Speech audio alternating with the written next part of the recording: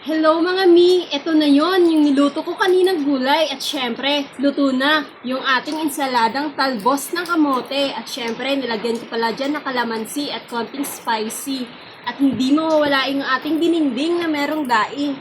Kaya tara na, samahan nyo ako at kakain na tayo. Tikman natin yung niluto ko. Thank you Lord! Ito na yung ating ensaladang talbos ng kamote. Syempre, titikman natin kung masarap. Feeling ko malutong ito kasi fresh to kanina na kinuha ko sa garden.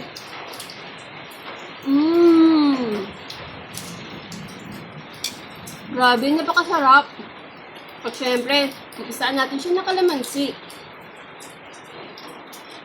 Para mas masarap pag maasim. I-mix na natin.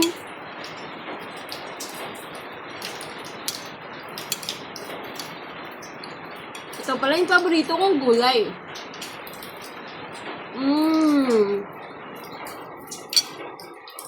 Bagay na bagay siya sa maulan na panahon.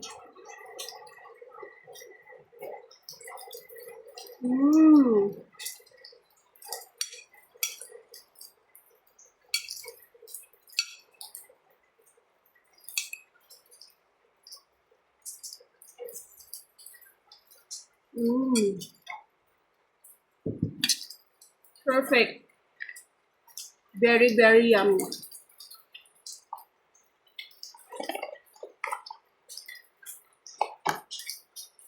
At syempre, ito naman yung ating dininding. Tikman natin kung masarap, ha?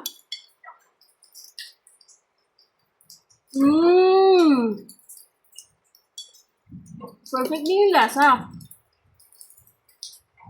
Itong kalabasa, tikman natin.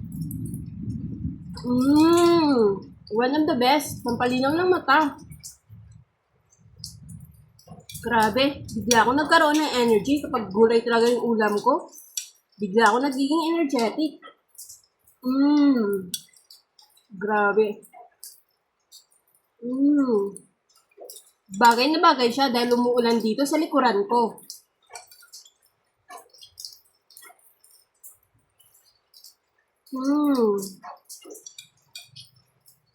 At syempre, ito yung ating daing.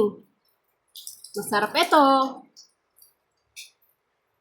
Syempre, bago ka malato, pinrito, binabad ko muna siya sa tubig para mawala yung alat. Hindi masyado maalat, mas masarap. Ayan na siya, kakainin ko na siya. Grabe, perfect.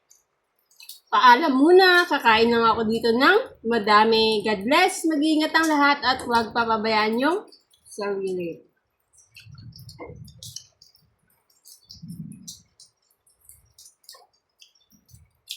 Yan, paalam muna. Kakain lang ako kasi marami ditong mga lumilipad-lipad. Paalam!